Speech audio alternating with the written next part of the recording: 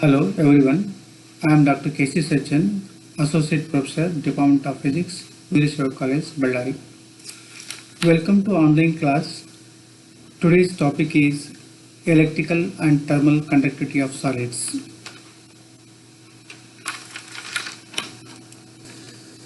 Electrical and thermal properties of solids, BSc 6M, paper 6.1. The syllabus is free electron theory of metals, expression for electrical and thermal conductivities, concept of Fermi energy and its variation with the temperature, specific heats of solids, Dulong and Petit's law, Einstein and device theories. In this free electron theory of metals was developed by Drude and Lagrange. The following are the assumptions made in this theory to obtain expression for electrical and thermal conductivity of metals. Certain assumptions are made here. The first one, the valence electrons in metals are free to move about the entire volume of the metal like the molecules of an ideal gas in a closed container. The free electrons moving at random are subjected to collision with ionic cores and other free electrons. The motion of free electrons follows the laws of classical kinetic theory of gases. Fourth one, in the presence of electric field, the free electrons are subjected to acceleration in the direction opposite to the applied field. The fifth one, the mutual repulsion between electrons is ignored. Now we shall obtain the expression for electrical conductivity. For this there are two figures here. One is without field, another is with field. In the first case, we find here there are so many atoms which have been aligned in a particular order in which we find the free electrons. They are moving in random, but whereas with field, by the application of the field, the randomness will be eliminated and the directionality of electrons have been achieved here. In the presence of an external field, the mechanical force on the free electrons of mass m in a direction opposite to the field is given by F is equal to ma, that's equal to E into E. Therefore, the acceleration of electron is given by A is equal to E capital E divided by m, where capital E stands for electric field. Due to this acceleration, each electron acquires an extra velocity component in the direction opposite to electric field called drift velocity. The drift velocity is very small and is lost during the next collision. After every collision, the electron starts afresh in a random direction. Thus, there is a small displacement in the direction opposite to the electric field. If lambda is the mean free path, u is the random velocity of free electrons and tau is the relaxation time, then now tau is equal to lambda by u, equation number 2. The drift velocity of the electron just before collision is given by v dash equal to 0 plus 80. Because initial velocity is 0 here, is just like v is equal to u plus 80. Here as initial velocity is 0, so v dash equal to 0 plus 80. Since initial velocity is just after each collision is 0, we can write v dash equal to 80. In place of t, we can write tau here. 80 is equal to a tau, equation number 3. Substituting 1 and 2 in equation 3, we get v dash equal to E divided by m, lambda divided by u. As acceleration of electron is uniform, the average velocity is the mean of initial and final velocity of acceleration. Therefore, we can write here v is equal to u, initial velocity 0 plus v dash by 2. Therefore, average drift velocity is given by v is equal to E, the same thing here, divided by 2. So, equation number 4. Electric current in terms of drift velocity is given by I is equal to V A N E, where V stands for velocity, A is the area of cross section, N is the number of electrons, electron density, E is the charge of the electron. From equation 4 and 5, we get I is equal to E divided by 2E, lambda by U, A N E, or you can write I is equal to Ne square Ae, lambda divided by 2m, equation number 6. From the kinetic theory of gases, average kinetic energy due to random motion of free electrons is given by kinetic energy equal to half mu square, that's equal to 3 by 2 kT, or you can write here mu is equal to 3 kT by u, because the 2 cancels here, u has been taken here, mu is equal to 3 kT by u, equation number 7. Substituting 7 in equation 6, we get I is equal to this n e square a e. Finally, we get here n e square a e lambda u divided by 6 kt. But the current density by definition I by a, J is equal to I by a. From equation 8 and 9 we get these two. So J is equal to n e square lambda u divided by 6 kt into capital E, equation number 10. Now we have J is equal to sigma E. From equation 10 and 11 we get sigma is equal to n e square lambda u divided by 6 kt, equation number 12. This is the expression for electrical conductivity of metals. Further we can write half mu square is equal to 3 by 2 kt. From this we can write mu square is equal to 3 kt or u is equal to root of 3 kt by m. By substituting the value of u in equation 12, we get finally sigma is equal to n e square lambda divided by root of 12 mkt. This is the expression for electrical conductivity of metals. Now there are some definitions here like mean free path lambda. The average distance traveled by an electron before being colliding with electrons or ions is called mean free path. Relaxation time tau. The average time interval between two consecutive collisions of electrons in metals is called relaxation time. It is of the order of 10 to the power minus 14 seconds. Mobility of free electrons mu. The drift velocity per unit electric field is called mobility of free electrons. That's mu is equal to V by E. Similarly, current density J. The electric current per unit normal area is called electric current density. J is equal to I by A.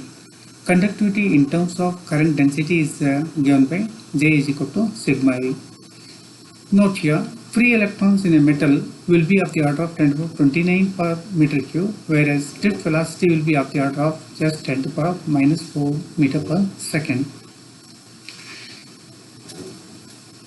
Now we shall derive the expression for thermal conductivity of metals. The thermal conductivity of metals denote the heat conducting property of metals. It is given by K is equal to Q into D divided by 80 into bracket T1 minus T2, equation number 1, where Q is the amount of heat flowing across the specimen of area cross section A. D is the separation between the ends of the conductor. T1 and T2 are the temperatures at the two opposite faces of the conductor, in which T1 is greater than T2. The thermal conductivity of material in general is due to the presence of lattice vibrations and electrons. Hence, the thermal conduction can be written as K total is equal to thermal conductivity due to electrons plus thermal conductivity to phonon. Phonons are the energy carriers for lattice vibrations. It is also defined as quantum of vibrational energy. In case of metals, the contribution of thermal conductivity due to phonon, K phonon, is 0. Therefore, for metals you can write K total is equal to K electron, which can be obtained as follows. So in this figure we find here, let A and B be the ends of the rods whose temperatures are T1 and T2. Here T1 and T2. These two opposite faces have been maintained at temperature T1 and T2. T1 is the hot phase here, and is the cold end is the hot end here. Heat will be flowing from T1 to T2. Consider a cross sectional at C at a distance equal to mean free path lambda. This distance is mean free path here. This also mean free path. Total distance from here to here is 2 lambda.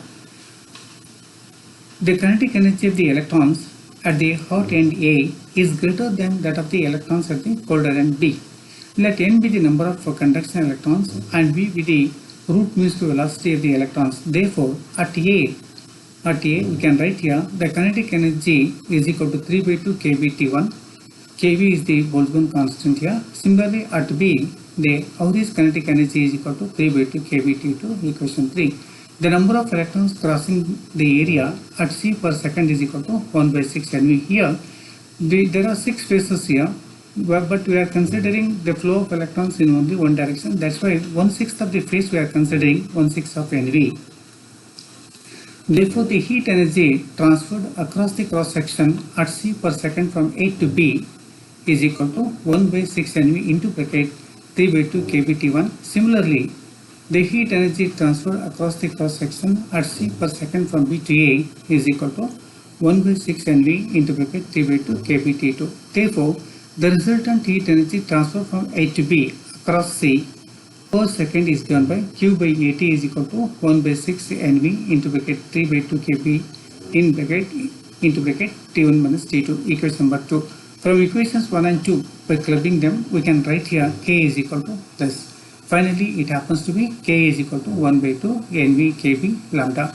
According to classical free electron theory, electronic specific heat capacity of the material is given by Cv is equal to 3 by 2 R, where R is the gas constant, R is equal to Kbn. Substituting the value of R in the above expression, we get K is equal to 1 by 3 Ce V lambda. So using this expression, thermal conductivity of the material can be determined.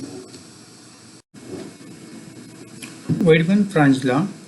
It states that when the temperature is not too low, the ratio of the thermal conductivity to the electrical conductivity is directly proportional to the absolute temperature. That is, K by sigma is directly proportional to T, or K by sigma T is equal to constant, that's equal to L, where L is the Lorentz number.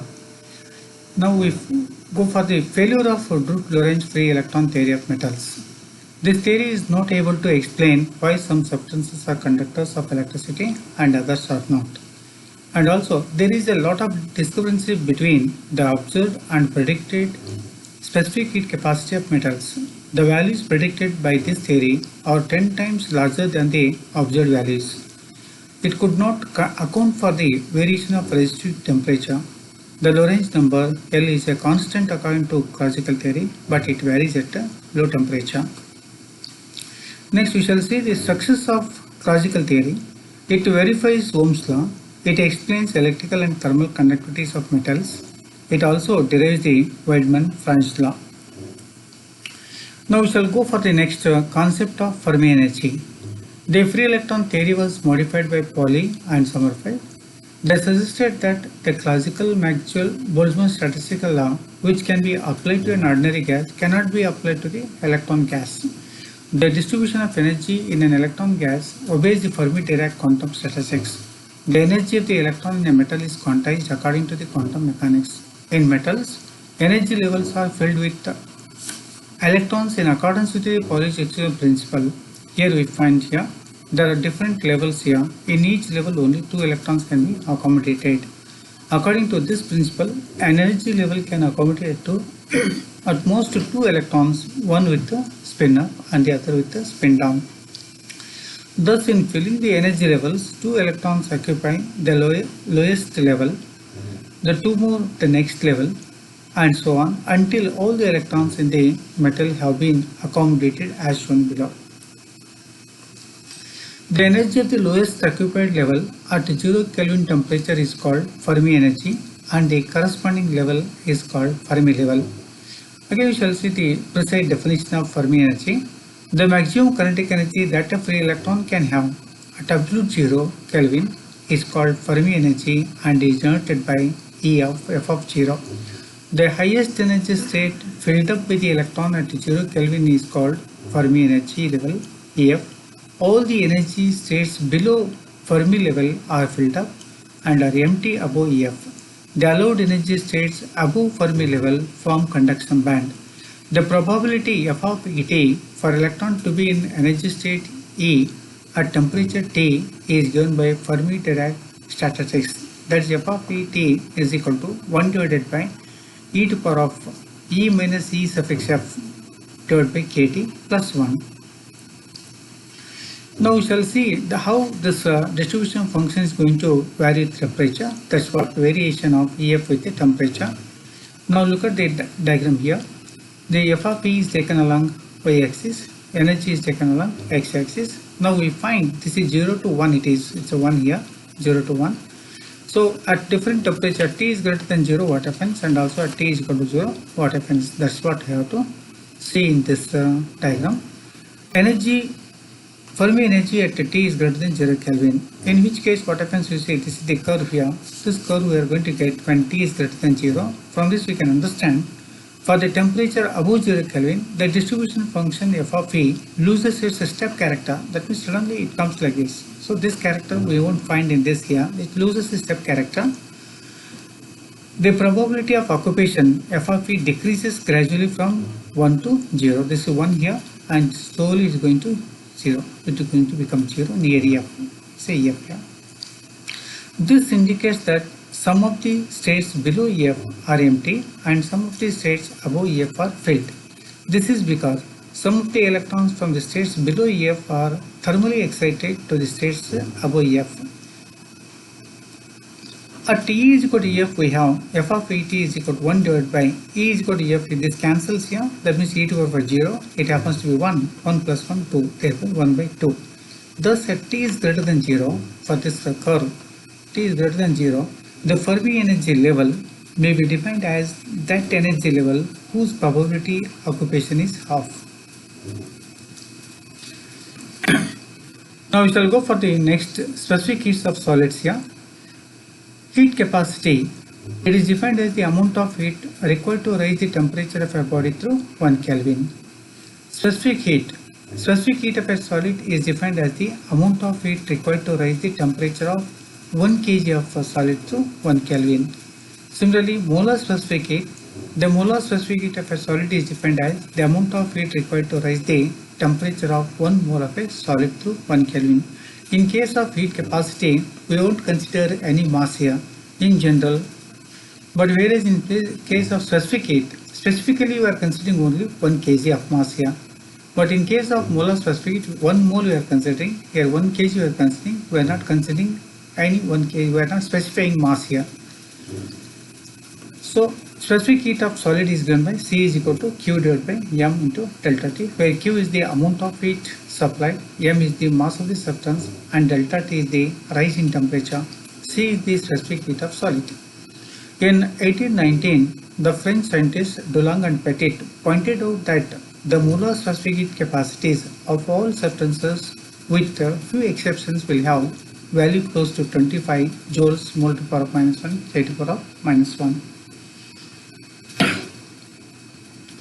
Classical theory of specific heats of solids. Dulong and Petit's law. It states that the molar heat capacity for all elements in solid is constant. The constant is nearly 25 joules mole to the power of minus 1, K to the power of minus 1. So as far as theory is concerned, the energy of one dimensional harmonic oscillator of mass m and angular frequency omega is given by E is equal to P square by 2m plus half m omega square s square. This first term stands for kinetic energy in terms of momentum. P stands for momentum here. Kinetic energy can be expressed as P square by 2m plus half m omega square. This is the potential energy expression. That's what you see. The first term represents kinetic energy and the second term represents the potential energy of the oscillator at a distance x from the mean position. According to Maxwell-Boltzmann distribution law, average energy of the oscillator is given by E average is equal to integration of E into e to the power of minus e by kt divided by integration of e to the power of minus e by kt. This is a method of by the method of integration we can have the average value of energy. Now in this we can substitute the values of E value here. E average is equal to, in double integration, P square by 2m plus half m omega square x square e to the power of minus 2p. So in the previous value we have substituted the values of all these here, and after simplification we find here this p square, it is e to the power of minus p square by 2m kt dp divided by integration of e to the power p square, again it is 2m kt dp plus integration of half m omega square x square into e to the power of minus m omega square, it is omega square x square by 2 kt whole divided by integration of e to the power of minus m, here also omega square x square 2 kt dx. From standard integrals we have integration of u square e to the power of minus a u square du is equal to 1 by 4 root of pi by aq, and integration of e to the power of minus a u square du is equal to 1 by 2 root of pi by a. Using these standard integrals we can write the above equation as E average is equal to, this can be taken out here, and this is by substituting the value of all these here, by using this standard integrals in this we can substitute these values here, and finally we will get E average equal to half kt plus half kt is equal to kt. Thus the total vibrational energy of a crystal having n atoms of one dimensional harmonic oscillator is given by U is equal to 3n E average 3n kt, Therefore, the specific heat of a solid having n atoms is given by C is equal to du by dt 3nk. In place of u, you substitute this value here, this 3nkt. Differentiation of 3nkt with respect to t is 3nk. Therefore, the molar specific heat is given by C is equal to 3R, 25 joules per mole per Kelvin. Because here R is equal to nk, here they have taken here n into k, this is equal to R, that's why 3R it is. Thus, according to classical theory, the molar specific heat capacity of solid is constant and it is independent of temperature and frequency. In this you see 3 RTs, no frequency and also temperature. This is Dulong and Petit's law. At very low temperature, the specific heat capacity of all elements approaches the value 0. A number of allied elements which have high melting point such as boron, beryllium, silicon have very much low specific heat at room temperature than predicted by Dulong and Petit's law. Again, for number of elements which are highly electropositive such as sodium, calcium, magnesium and cesium, the specific heat increases with the increase in temperature above the practical value, that's about 25 joules per mole per Kelvin. Variation of specific heat capacity with temperature for diamond, aluminium and silver is as shown below. Now this is the diagram in which specific heat is taken along y-axis, temperature is taken along x-axis here. This is for low temperature, it starts from like this here. And this is the curve for diamond, this is the curve for aluminium and this is for Ag. But at high temperature you see almost all are having this 3 value 0 to constant value, it's a constant, this is equal to 3R here. Thus we can come to the conclusion from the diagram as the Dulong and Petit's law is generally correct at room temperature and above and elements of atomic weight more than 40. That means the Dulong and Petit's law is applicable only for the elements whose atomic weight is more than 40 and also it's applicable only at a temperature above the room temperature, at higher temperature, because they are, according to Dulong and Petit's law, the specific heat is equal to 3R, that's a constant for all the elements at a high temperature. At high temperature, Dulong and Petit's law is in good agreement with the observed heat capacity for many solids including metals at high temperature, only at a high temperature here. Dulong and Petit's law fails at low temperature here because it's not constant here. As temperature decreases here, see capacity approaches to 0 here. And for all elements we find the same nature here. So at even this discrepancy was resolved by Einstein in the year 1911 and then by Debye by using quantum theory. Now we shall go for the Einstein's theory of specific heat. The classical theory failed to account for the value of specific heat capacity at low and 0 temperature. In 1911, Einstein attempted to resolve the discrepancies of the classical theory by applying quantum theory to explain the variation of specific heat of solids as a function of temperature. According to quantum theory, heat is radiated from a body in the form of discrete particles called photons. The energy of each photon is equal to h nu, where h is the Planck constant and nu is the frequency. So now we shall see the salient features of Einstein's theory. So according to Einstein, every solid is composed of atoms. The atoms are at rest. The atoms are at rest at 0 Kelvin. The thermal energy is 0 at 0 Kelvin. When a solid is heated, the atoms vibrate simple harmonically about their mean position. All atoms vibrate with the same frequency. Each atom has 3 degrees of freedom. The mean energy per degree mean energy per degree of freedom is calculated by Planck by the application of quantum theory. That's the energy of each atom is equal to h nu divided by e to the power of h nu by kT minus 1. Thus we can calculate the total internal energy. The total internal energy of a solid consisting of n atoms in 3 degrees of freedom is given by U is equal to 3n into energy of each. 3 stands for 3 degrees of freedom, n is the total number of atoms here, and h nu divided by e to the power of h nu by kT minus 1 is the average energy of each oscillator. So the atomic heat capacity at constant volume by definition is given as Cv is equal to du by dt. You substitute the value of u in this here, differentiate u with respect to t, we get here Cv is equal to d, 3nv, all these things, differentiation.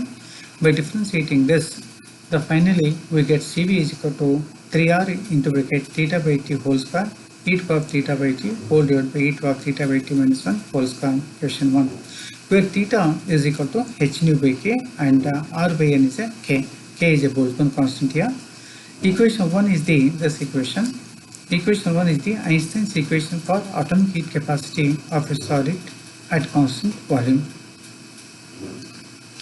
Now we shall discuss by using that equation number 1. Case 1, when T is high, that means Kt is also very high compared to Hnu, or T is very much greater than theta. Now we can write this e to power theta by 2 as 1 plus theta by 2 because e to power of x equal to 1 plus x. If x is small, e to power of x equal to 1 plus x, because here x is small. Equation 1 becomes, x means theta is small. So equation 1 becomes here, Cv is equal to 3r theta by 2 whole square into e to power of theta by 2 whole divided by 1 plus e to power of theta by 2 whole divided by theta by 2 whole square. So now this happens to be this theta by 2 whole square cancels here. So Cv is equal to 3r into bracket 1 plus theta by 2, where when t is large, theta by 2 tends to 0. This value tends to 0. We get Cv is equal to 3r. Again at high temperature, this is a Dulong-Petit's law as obtained from classical theory. That means even Einstein's specific theory of a solid is also applicable at a high temperature, just like the Dulong and Petit's law. Case 2, when temperature is low, Kt is less than Hnu or T is very much less than theta, we can write e to power of theta by 2 minus 1 is equal to e to power of theta by 2. So that means if this theta by 2 is very high, in view of this high value, one can be neglected, so that we can write e to power of theta by 2 minus 1 as e to power of theta by 2 only. So equation 1 becomes Cv is equal to 3r theta by 2 whole square into e to power of theta by t. Since theta is equal to Hnu by k, Cv is equal to 3r into bracket Hnu by kt whole square into e to power of minus Hnu by kt. From the above expression, it is clear that at low temperature, that means Kt is less than at low temperature, the heat capacity is directly proportional to this factor we find here. This factor, heat capacity, is directly proportional to this factor here, directly proportional to e to power of minus Hnu by kt, which is the dominating factor. However, for most of the solids, it is found to vary as t cube experimentally. The Cv decreases as t decreases. Now this is the curve obtained by Einstein, and in which what we find, Cv, specific constant volume, is taken along y-axis and temperature along x-axis here. And this is the curve when specific heat with respect to temperature is drawn. Now we are going to get a curve like this here. Again at high temperature, the value of specific heat is equal to 3r. Again at this region, at high temperature, Dulong and Petit's law is applicable here. But at low temperature, as temperature decreases here, so now this Cv is going on decreasing here. That means Cv is depending on temperature now. But as far as Dulong and Petit's law is concerned, it's a constant, irrespective, independent of temperature and frequency. But it is not so as far as Einstein's equation is concerned. As temperature decreases, specific heat also decreases and also approaches to 0. But at very low temperature, the curve falls. At this temperature, curve falls very rapidly here, more rapidly than the observed decrease in Cv. But actually, this curve at low temperature, Cv is not going to decrease rapidly like this here. It decreases slowly here. But this was not explained by Einstein. The disagreement is due to the assumption that all atoms of solids operate at the same frequency. Now, actually, Einstein assumed that all atoms are going to operate at the same frequency, but it is not so. Because of that reason, so as far as Einstein's theory is concerned, the specific heat at low temperature, specific heat decreases rapidly here. But experimentally it is not so. It is not slow. It is slowly decreasing here.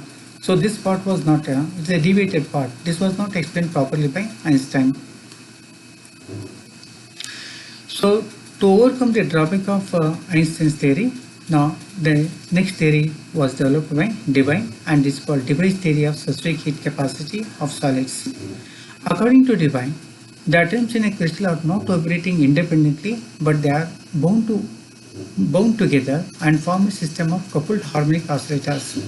In this model, the vibration of crystal as a whole is considered to be equivalent to the vibration of a system of coupled harmonic oscillators. Debye proposed that crystals can propagate elastic waves of frequency ranging from as low as that of sound waves to high frequencies corresponding to infrared absorption. This means that crystal possesses different modes of vibrations. The number of possible modes of vibrations in a frequency range nu and nu plus d nu is given by z of nu d nu is equal to 4 pi v divided by vq into nu square d nu. Here capital V stands for volume and V stands for velocity here, and nu is the frequency here, nu square it is. The elastic waves propagating in solid are of two types here. One is longitudinal, other is transverse waves. The velocities of these two waves are different, they are not same. The total number of modes of vibrations in the frequency range nu and nu plus d nu is given by z of nu, same equation, but only thing is the velocity of transverse wave and longitudinal wave is considered here. Z of nu d nu is equal to 4 pi v, so 2 into 2 by vtq plus 1 divided by vlq. This is the velocity of a transverse longitudinal wave, velocity of a transverse wave, and nu square d nu. The total number of vibrational modes in the frequency range 0 to nu d is given by, here nu d is a Debye frequency, nu d is a Debye frequency here. That's an integration of z of nu d nu is equal to 3n, equation number 2. From equations 1 and 2 we have 4 pi v 2 divided by vtq plus 1 divided by vlq is equal to 9n divided by vdq. So Vd is the Debye frequency. This is the highest frequency of the elastic wave propagating through a crystal. Using equation 3, Debye frequency can be determined. The average energy of an oscillator of frequency nu at temperature T is given by, as usual, E average is equal to h nu divided by e to the power of minus h u by kt minus 1 according to Planck's law. An oscillator of the same frequency is associated with each vibrational mode, and hence the energy of the crystal is given by U is equal to integration of E average Z of nu d nu. By substituting the values of E average and Z nu in equation 5, and after simplification we get Cv is equal to 9R T divided by theta d whole cube into integration of e to the power of x to the power of 4 divided by e to the power of x minus 1 whole square dx. Equation number 6, where x stands for h nu by kt. Equation 6 is the Debye's expression for specific heat capacity. This is the now by using this equation, now we can go for special cases. In one, at high temperature, what happens to see, when t is greater than theta t, x is small, so e to the power of x minus 1, as before we can write 1 plus x minus 1 as x. Now by using this, equation 6 becomes C is equal to 3r, means at high temperature, again it leads to Dulong and Petit's law, classical theory. Thus at high temperature, the Debye's theory reduces to classical result, that is Dulong and Petit's law. Case 2, at low temperature, we shall see what happens here. When t is less than theta d, x becomes infinite, and equation 6 reduces to Cv is equal to 12 by 5, 5 to the power of 4, or into bracket t by theta d whole cube. So thus at low temperature, specific heat follows. This is TQ formula. C is directly into TQ, follows Debye's TQ law. This is in excellent agreement with the experimental values. So this is the curve obtained in this case here. This is we can compare these two curves here. One is a Einstein's curve and a Debye's curve here. Again Cv versus T is plotted here. When this Cv is equal to 3R at high temperature, all Einstein and Debye and Dulong and Petit's law is applicable at very high temperature. So at low temperature you say, so this is going on decreasing here, here also going on decreasing here, but we found a deviated part of Einstein at low temperature. Specific heat rapidly decreases here, but it is not so experimentally, that has been shown by Debye here. So slowly it is decreasing and approaches to 0. Thank you.